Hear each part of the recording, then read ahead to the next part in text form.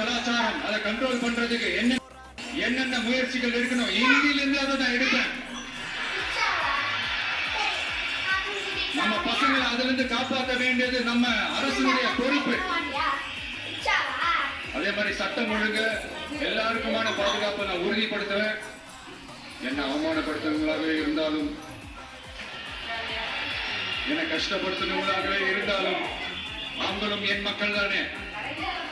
நண்பர்களாக இருந்தாலும் எதிரிகளாக இருந்தாலும் 8 கோடி மக்களும் என் மக்கள் தானே.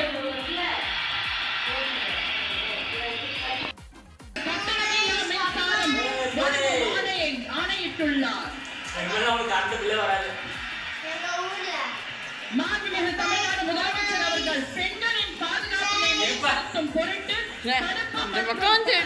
யுத்திகளை முதன்மை மற்றும் ஒற்றை இலக்கை கொண்டு செயல்பட சிங்கப்பெண் சிறப்பு அதிரடி படையை உருவாக்குவதற்கு ஆணையிட்டுள்ளார். தமிழ்நாட்டில் போதைப் பொருட்கள் தொடர்பான குற்றங்களை கண்டுபிடித்து கடுமையான நடவடிக்கைகளை எடுக்கும் பொருட்டு அனைத்து மாநகரம் மற்றும் மாவட்டங்களில் போதைப் பொருட்கள் தடுப்பு படை அலகுகளை உருவாக்குவதை குறித்து ஆணையிட்டுள்ளார் தமிழ்நாடு முதலமைச்சர் அவர்கள்.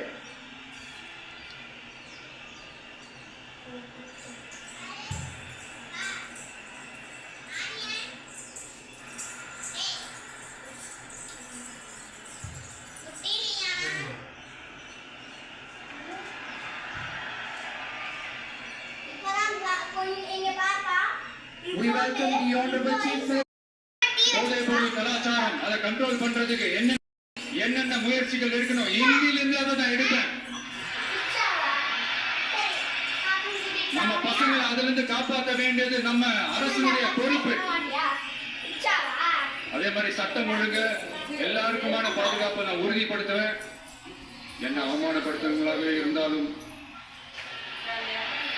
என்ன கஷ்டப்படுத்துறவங்களாகவே இருந்தாலும் அவங்களும் என் மக்கள் தானே. நண்பர்களாக இருந்தாலும் எதிரிகளாக இருந்தாலும் 8 கோடி மக்களும் என் மக்கள் தானே.